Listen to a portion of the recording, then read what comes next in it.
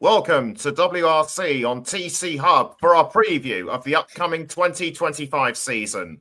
I'm Nicholas Jones, and joining me is one of my many guests throughout the season, Ash Mayer. Before we get into the nitty-gritty, let's get to know Ash a bit better. Ash, when did you first get into rallying? Hi, Nicholas. Yeah, I would say it's been a fair amount of years, I say about 15 to 20 years, with me being 33 now. Basically, I would say I got in with Peter Solberg era, with the Team Subaru. I started watching him back then, started following him. I basically just after Colin McRae, I got into it, and I fell in love with the sport immediately because of the pace and the rawness of the sport, and it pushed drivers to the limit. You never knew what the next stage would give you. There was always something different. And then going forward into the WRC games, I grew more and more into this. But I was still young at that time, with with um, uh, with Bergen. But more I grew into the sport, the more I fell in love with the sport, and then I started following it more, and just got a general idea of the teams, what pushes the teams, what pushes the manufacturers, and just the all-round love for WRC. Right, so you say that Peter Solberg was your favourite driver. He was actually one of my favourites too. But this was around the time of the Sebastian Loeb brain. I mean, the things he did with that car were just amazing. But that's another topic for another time. So fast forward to the present. A quick recap of 2024. That was a pretty strange season, to say the least, because not only would you get maximum points throughout the rally via the whole point system, but also there were points available for Saturday and Sunday, and that proved very unpopular with the fans. Yeah, no, look, with the regulation changes, I couldn't really understand, and this has happened now across many different racing formats. Because they had a revision over the point system, the top 10 competitors in the overall classification by the end of Saturday were subject to score between 8 and 15, 13 and 10, and 8 and 6 points respectively, as long as they completed a classified rally finish. Otherwise, the points would pass on to the next eligible competitor. So I think for your new fans coming in, it was a bit confusing going into the season, and your rookies also had to now come to grips with this new point system. So for me, it was a bit of a mix and a mash. It's followed on to for example, like your Dakars, your Formula Ones, where some of the things to lure fans in. I mean, you're changing things that don't need to be changed. I mean, just focus on the actual racing, because a lot of the points didn't really make sense to a lot of people. No, they certainly didn't. But the action and the drama were still there, and the main protagonists throughout the season were Thierry Neuville and Oyt Tanak in the Hyundai.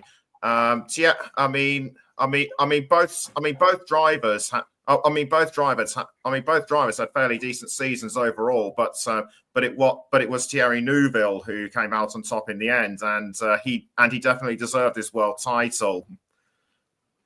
Yes, look, he came through from the get-go, from Monte Carlo, even with the issues that he had.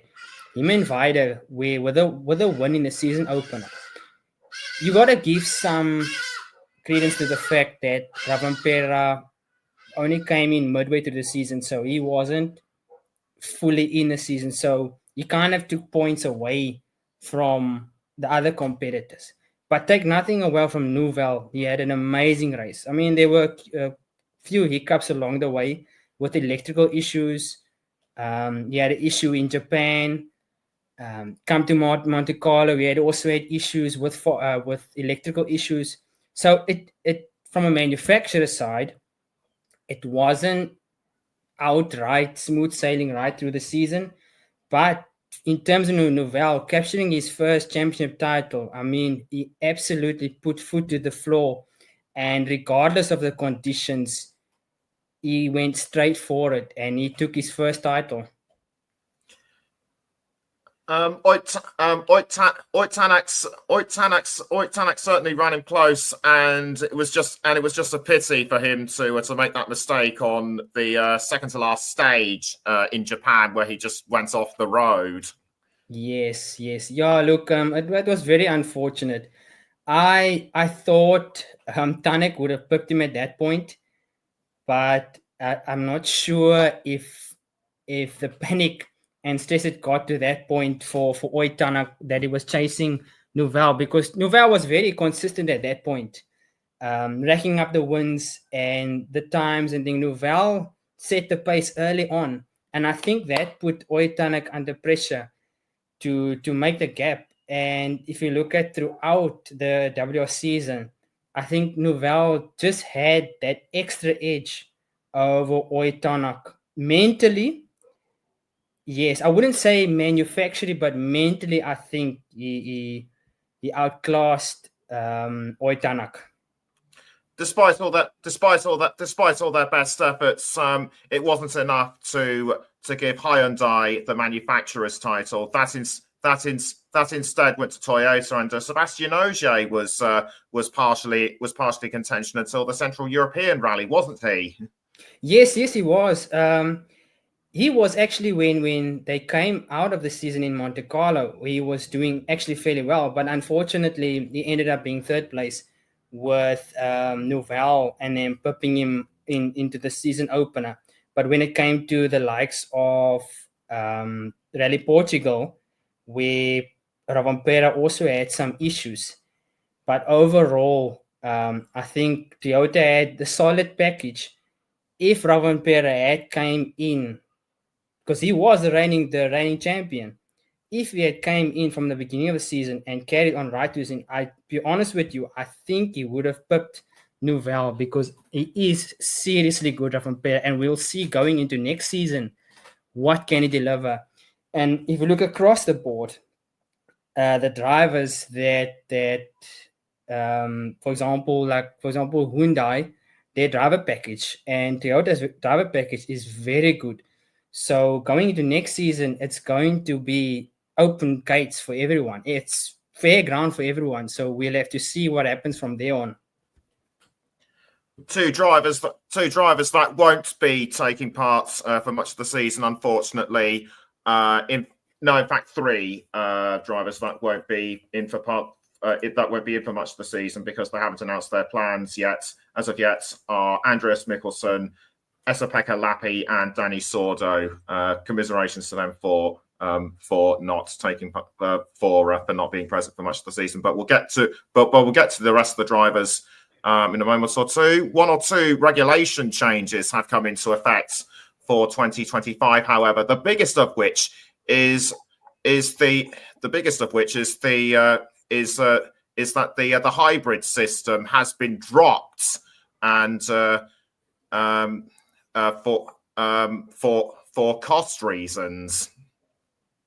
Yeah, no, look, I think it is a good move, because if you do look at other racing series, it's too costly at the moment to implement that. Maybe going forward, if they change the way the hybrid system works, going forward it might work. But I think for now, the cost involved, because you must remember there's a lot of technical issues that come in with those hybrid systems, and going into a rally season with the conditions that are changing race to race, these hybrid systems, for now, I believe, cannot cope with the changes. So I think give it work again, go back to the factories, work again on those hybrid systems, see from there, look here, maybe let's say 2027 or 28, bring back those hybrid systems. But for now, I don't see it working. It is too costly and there's too many issues involved with the hybrid system. Another major change is a new tyre supplier for the major teams. They had Pirelli since 2021, and now they welcome a new tyre manufacturer in Hankook. And one or two drivers prior to Monte Carlo actually tested the new tyre, I think there were positive results coming out of it. So how will everyone cope on a new tyre manufacturer? Look, to be honest with you, Hankook is now obviously replacing now Pirelli. So I think with Pirelli's history, it's been a bit of a mixed bag. So it would be good to have a fresh tire manufacturer coming in. Obviously, there will be now maybe issues down the line. It's never a perfect run for any tire manufacturer. But I think going down the line, improving on the tire, and I think drivers in general, we're open to having a new tire manufacturer, and we'll see how the grip levels translate from stage to stage, race to race. How can the drivers adapt with the tire? How will the manufacturers cope with a new tire? We'll have to see. Look, 2025 is going to be a mixed bag, to be honest. New rookies are coming in, a new driver manufacturer coming in. So for me, I'm super excited for what's lying ahead for 2025. And also the fact that Ravampera's back having a full season. So he's my man for 2025. We will. I was going to ask about the drivers a bit later on, but there's also been a slight change to the points. Gone are the points awarded for Saturday, but Sunday points and power stage points remain along with the main classification results. That kind of makes things just that little bit easier for people to understand, and could also potentially make the championship a bit closer. Yes, I did. I totally agree. Because if you look at the top 10 classification at the end of the day, in a scale of 25, 17, 15 to 12, with additional points awarded to the fastest 5 crews on Sunday, I think it will bring the manufacturers closer in terms of championship.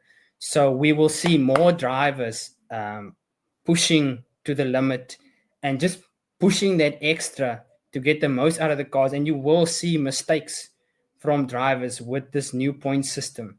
So I am looking forward to it. I think it's a positive move from last year's point system. But let's not call it early. Let's see going ahead what happens. We now turn to the teams and drivers, starting with Hyundai. Thierry Neuville and Oyt Tanak remain with the team, but they're joined by Adrian Formeau, who moves from M Sports. We'll talk a bit about Adrian. We'll talk a bit about Adrian a little later on. But Thierry Neuville, some people are saying that there will be a bit of extra pressure on him because he is the reigning world champion. Others may say he will take it a bit more in his stride. Which side are you on? Look, I think obviously he had a phenomenal season. But given that Ravampera wasn't present in the season, I think there will be more pressure on him to deliver. Maybe going into the first rounds, Ravampera might be a bit rusty. And that might give Thierry Neuville the edge in the first few rounds. But coming through the races, I think Ravampera will find his form again. And this will be like a true test for Neuville. Can he cope with the pressure of Ravampera? Because he had his other competitors like Tanak and them that made errors during the season. So I think this season will be a true test. But I could be wrong. He might just take it in his stride because obviously he's went over that first hurdle. He's got his first title. So now he'll just be hungry for more. It's going to be an exciting season with guys that are coming back like Callan Ravampera. Oyt Tanak needs to make. Oyt Tanak, I feel, needs to make less mistakes this season, and if he does that, He could well be in with it. He could well be within the fights. Oh yes, most definitely. Look, 2024, he was more or less there. It's just that he let himself down with the minor errors. And for example, what happened in Japan, he was thereabouts with Terry Nouvelle, but I think Nouvelle just had that extra in the tank to get it over the line. Oitanek just needs to get to grips with some of the races and just work on being consistent through the stages and grabbing those key points to put pressure on Terry Nouvelle. And then I think, look here, it will be right to the end in terms of championship between Nouvelle, Oitanak, and Calendar Vipera. It will be an epic season, to be honest with you. I mean, I'm looking forward to it. And Hyundai's new signing, Adrian Formeau, 2024 was his breakout season where he scored 4 podiums for M Sport. Two questions on him. Has he made a good move going to Hyundai? And could this be the year he gets his first win?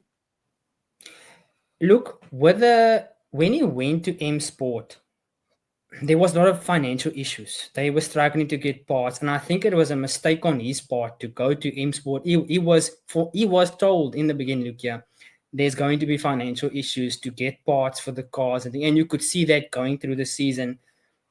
At the beginning, Formo looked okay. I'm gonna take it in my stride, and then you could see going into the season, it was starting to affect him. So I think him going to Hyundai is a breath of fresh air, because Hyundai have a solid package and they've already got a championship winning team in Nouvelle and Oitanak that the cars already tried and tested. So we can see, okay, look here, what can now Formeau and OJ do with a solid package going into the season? Because I think, to be honest, Hyundai went for the drivers title last year. I think going into this season, they want to wrap up both titles.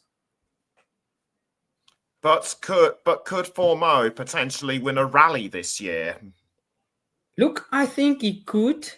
It's going to be very tricky for him coming into a new team.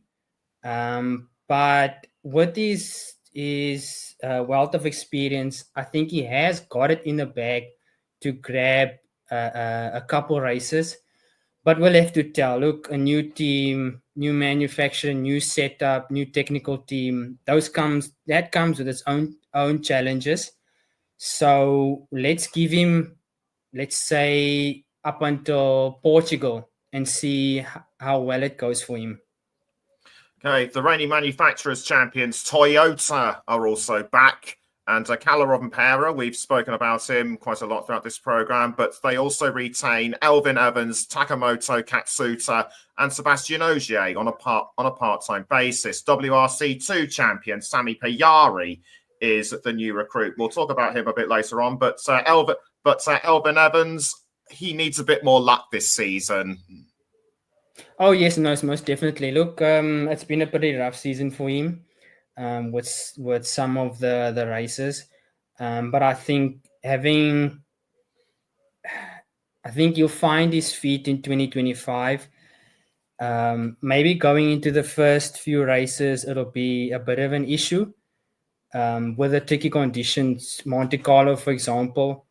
But I think you'll find his feet gradually as he becomes comfortable into the season, and you'll have the likes of Takamutsu with him, Calendar Vipera and Sami Pajari also helping, right? And just building that confidence. He just needs to build that confidence again in his mind to tell him, look, yeah, where are my issues? Where are my mistakes? Where can I build on what I existing have? And then going into season, just carry that race by race by race. I would say take 25 as, look, okay, 2024 was, I had my issues, I had my mistakes. Take 2025 as a learning curve and just build on it, and then see for 2026, look here, can I challenge for the title? Because he's got a manufacturer's team behind him. They've got a solid team. So I think they can do it 2026 with Alfie Evans? Takamoto Katsuta has been full of hype over the past few years, but in my view, he hasn't really stepped up. He hasn't really stepped up to challenge for wins. I mean, he has scored a couple of podiums, but he's still yet to win. And I take nothing away from him, but I don't think he is rally winner material. Yeah, no, look, I 100% agree with you. Look, I've been following some of his races, and look, he's got the passion, but he doesn't have that driver's knowledge of the stages of the races. For me, it doesn't look like he's got the confidence behind the wheel. I've seen too many mistakes by him, like minor errors in Sweden, for example. For me, I would move maybe to another racing series. It sounds harsh, but I would move to another racing series and give over to someone, because he's had now a couple of seasons to prove himself and nothing's come of it. Or move down to rally, to a lower rally. But for me, I think he's struggling for consistency. He doesn't have the form in general, and he's just not that championship challenging rally driver. That's my personal opinion. Yeah. And another major inclusion for Toyota is WRC2 champion Sami Pajari. He stepped up. He had despite winning the WRC2 title, he was in Rally One machinery on a few events last year, and he obviously showed his pace, but he was he was prone to the occasional error. Now that he's got a full season, will this be a case of him saying, right, I've learnt how to drive the car last year. Now I just need to know how I can turn it all into results. Yeah, no, look, I think obviously he's got now a title behind, but that's Rally 2. This is a big jump from Rally 2 to Rally 1. But he's got that initial confidence. He's already been in a Rally 1 car. I think for him, I would say to him, look here, let's take 2025. Let's go to the 2025 season, work on our consistency, work on our technique going through the season, fixing, the small errors. Then we can see, look, yeah, let's go to 2026 and we can just improve on that and maybe challenge for title.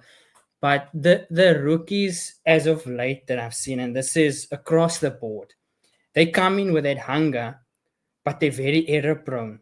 They don't seem to focus on the technique and fixing the errors. You need to, as a rally drive, be very consistent. Look at Nouvel, for example.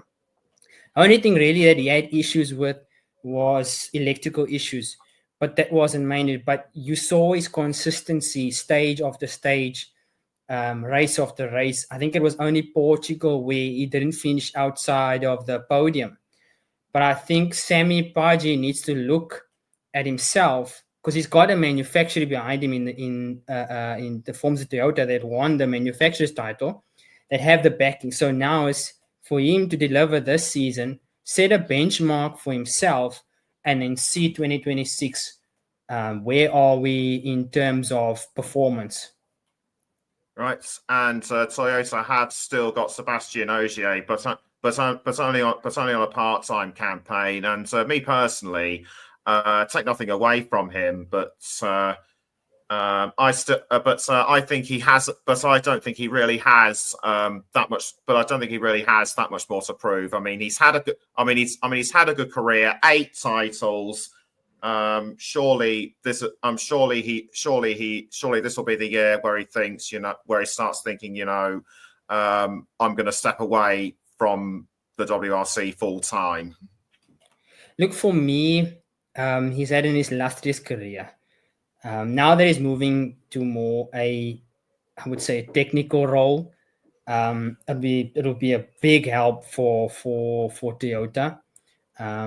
but he doesn't need to do it. I mean, he's did so much for the sport. I mean, 8 titles is nothing to shy of. You mean you're up there with the likes of Sainz, you're up there with the likes of Sebastian Loeb, you're up there with the likes of the legends like Colin McRae.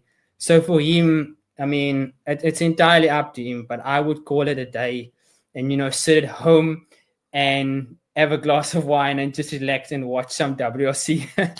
But I mean, look, he's had an illustrious career, and you can just thank him for all he's given to the sport. Yes, and speaking of legends, Toyota have 4 times world champion Juha Kankkunen in a managerial role. True, Jari-Matti Latvala is the team principal, but he's going to be focusing more on driving in the European Historic Rally Championship. So Kankkunen will fill in for him, and I have to say that is a good move for Toyota to bring someone like Kankkunen, because he won one of his titles with the team. So it'll be just great because having a legend like him helping out in the team.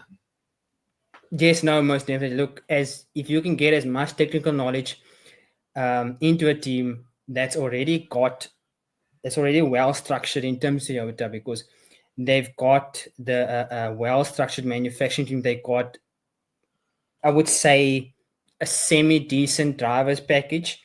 Obviously, Carlo Proven is the outstanding driver, but given that you have that technical knowledge coming into the team, I think it will just be a major boost going into with a wealth of knowledge going into the 2025 season. And the final team competing is M Sport Ford with Luxembourg driver Gregoire Munster. And perhaps the biggest talking point for them is the inclusion of Josh McCurlin from Rally 2. The Irish driver has never competed in Rally 1, but what could be advantageous to him is that with the hybrid system now gone, and with him not knowing what it was like to drive with the hybrid system, he feels that, I'm new to all this, so is everyone else. So this could well help him a bit. Yeah, and look, with him coming in and the hybrid system being gone, in his eyes, he might say, okay, look here, it's leveling the playing field. But it's not only the hybrid system that's gone. You have the changing point system. You have the changing conditions of WRC. So he is still a rookie nonetheless. So he's got a lot to build on. So for me, I would say to him, look here, just build up the season, build your confidence up. He might come out, like I said before, he might come out the gates, charging and, just hit the ground running, because he knows, look here, I don't have to worry about a hybrid system giving me technical issues or whatever the case may be. But only time will tell. I have confidence in him, but also I'm a bit optimistic because it is WRC and anything can happen, stage to stage, race to race. We will have to see going into Monte Carlo, what can he do with those icy conditions? If he can handle it there, then I mean, you know what, we sit on a potential driver that could be very good going into the next 3-4 years. Gregoire Munster, he was sort of there or thereabouts last season, but that could possibly be to do with either the car or the team. But Munster needs to step up a bit.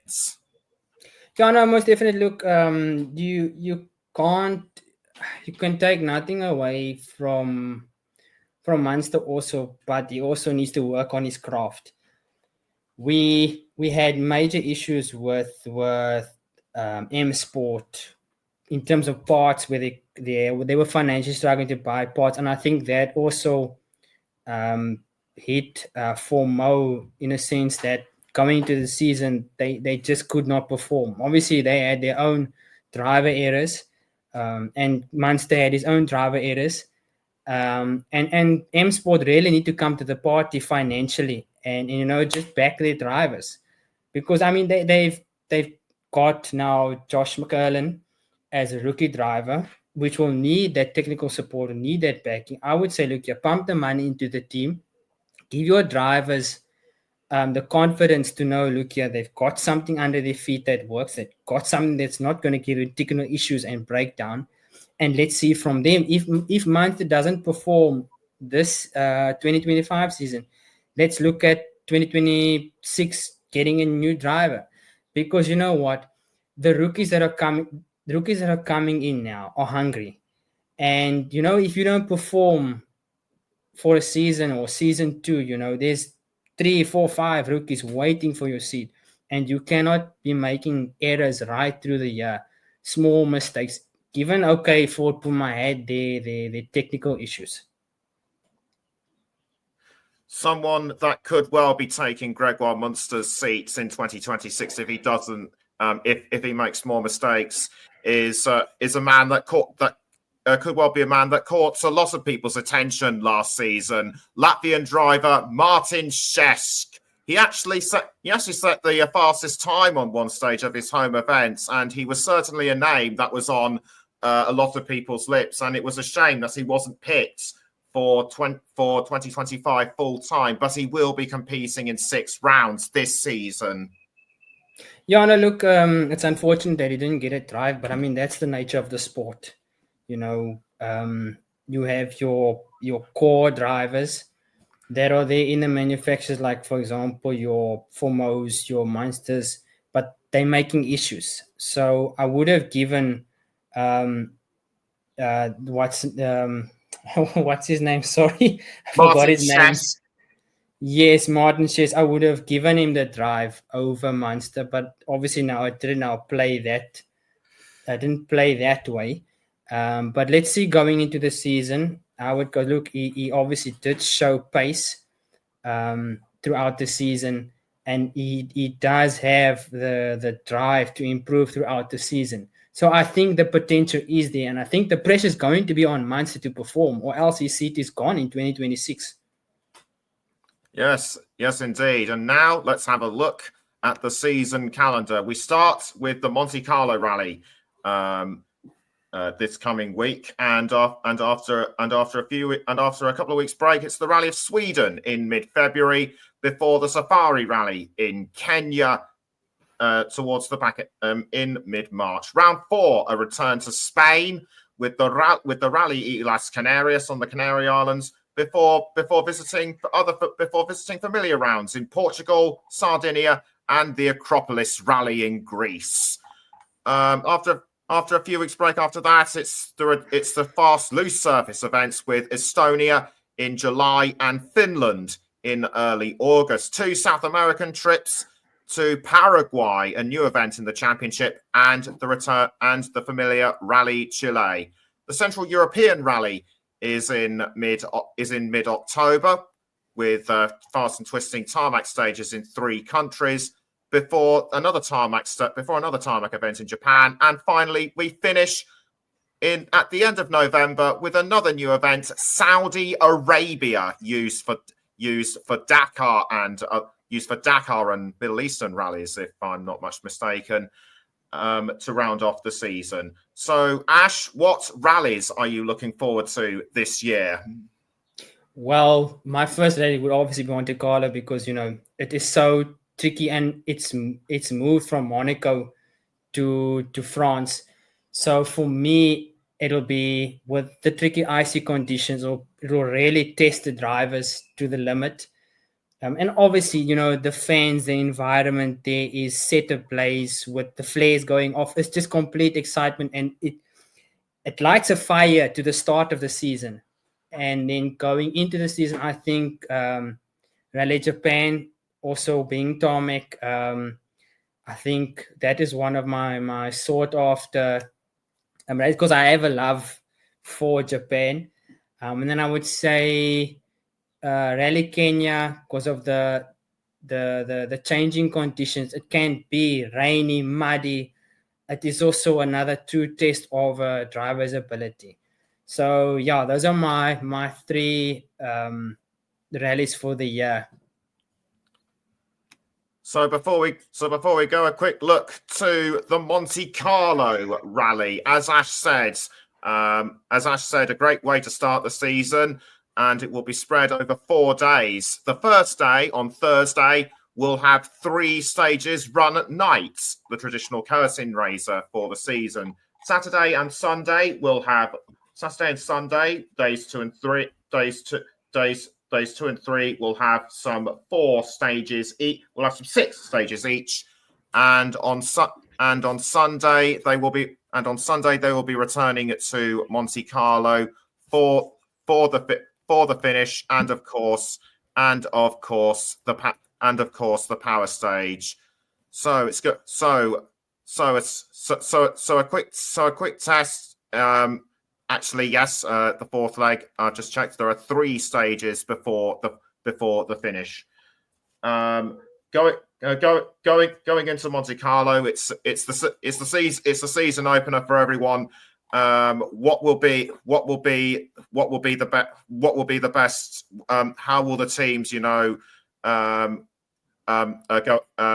go into the new season? Will some be playing? Well, will some be playing it cautiously, and will others be more in? And will others be attacking straight from the start?